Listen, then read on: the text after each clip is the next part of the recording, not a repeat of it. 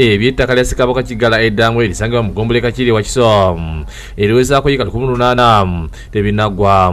Mu kiseera kino abatuuze basula ku Lubuki oluvannyuma lw'okufuna ekiwandiiko okuva Nnalinnya Beatrice Namiki biraga nti ebyapa byabwe byasasiddwamu. Bino lubagodde matu bayitidde olukiiko lw'ekyalo okusalira amagezi nga tutudde ku ssomero lya Kamuli Church of Uganda.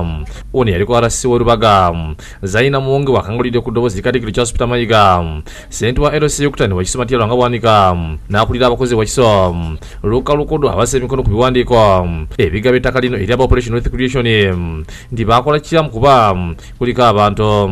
Ne tuvaayo ne tugenda ewa chairman waffe mukwano gwaffe Bwanika Lwanga ku baluwa ze tukutte abantu abo bombi balinako ki emikono. Ono asabye Kabaka ataasa abantu be kuba ettaka lino kuliko n'amasiro ga jjajja we Ssekabaka Kigala owokutaano. Era tukubira Ssaabasajja Kabaka Omulanga ne Ssaabasajja Nsabondabi ndi Ssabaddiiru ya wano baagipanga n'ekyannaku okubanga efuluma mu lulyo luki olulangira. Ngonga ategeeza nga byasikenye omuguwa ne Nnalinnya Namika Mitundu Byennabulagala yabeerera RCC ku nsonga z'ettaka. Nze Namika mugobe ku ttaka emirundi 2-3 ng'agoba abantu emasanafu eri ne mugobako. Era siyina nsonyi kugamba Buganda etusaasire bannaabwe. Mu lukiiko luno abambejja nabo bakangudde ku ddoboozi ne basaba olukiiko lwa Buganda okutuula obunnambiro bayingire mu nsonga ezo.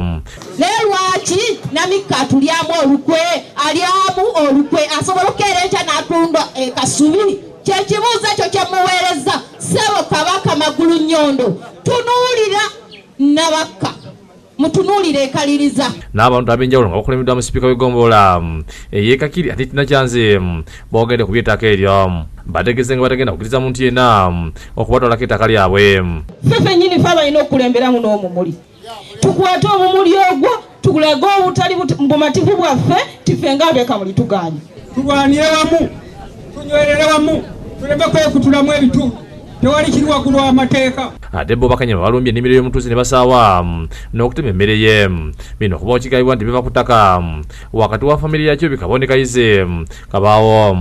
Nze ndi mwana wa kitange taata wange mulala nawe mulala ekibanja baakimpa ne batugamba ne bayawuzawo mu makkati buli muntu afuneko ekiki era n'enkozesa ekyange kati yavudde eri n'abisaawo ebintu simanyi atiisatiisa nsobole okuvaawo ntambule ngende. Enganda zino zimaze ebbanga nga zaaviirako n'okusimulayo ebisigala by'abagenzi.